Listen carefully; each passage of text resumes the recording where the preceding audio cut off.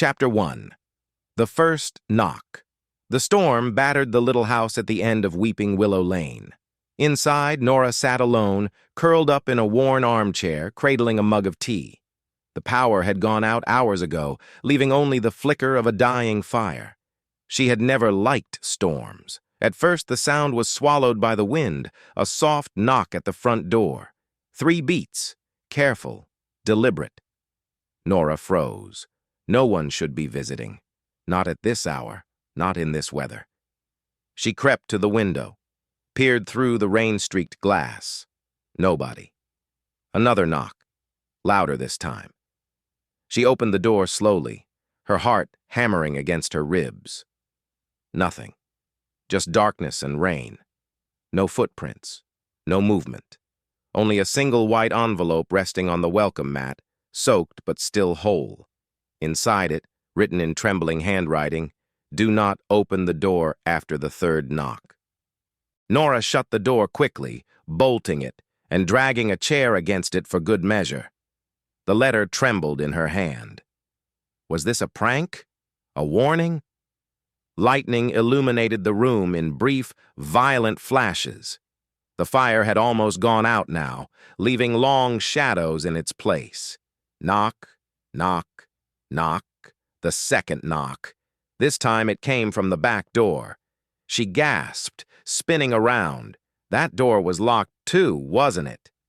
Heart racing, she backed away from the kitchen. In another flash of lightning, she saw, or thought she saw, a figure standing beyond the frosted back window. Tall, thin, perfectly still. She clutched her phone, but it was dead. No battery, no service. A faint whisper drifted through the house, so faint she thought she imagined it. One more. The voice was her own, except she hadn't spoken. The clock on the mantel struck midnight with a brittle, broken chime. The house felt colder now, heavier, as though something massive was pressing down on it. Knock, knock, knock. The 3rd knock. This time it came from inside the house. Nora turned toward the sound. The hall closet. Shaking, she approached it, every instinct screaming at her to run.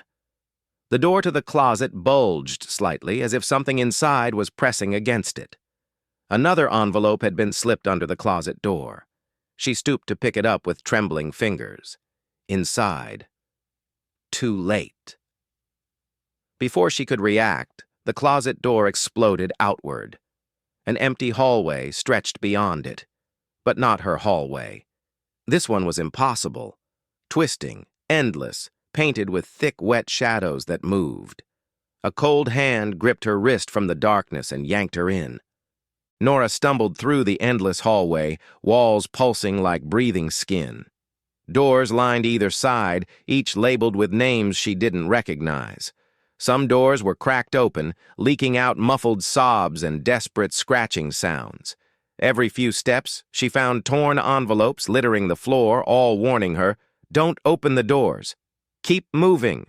He is listening." A door slammed open behind her. Heavy footsteps pounded after her, growing faster, closer. She dared to glance back, but saw only herself, grinning wide, eyes hollow and black.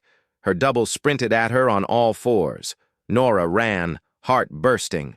Ahead, a door stood ajar, golden light spilling from the crack. A sign dangled above it, "Exit."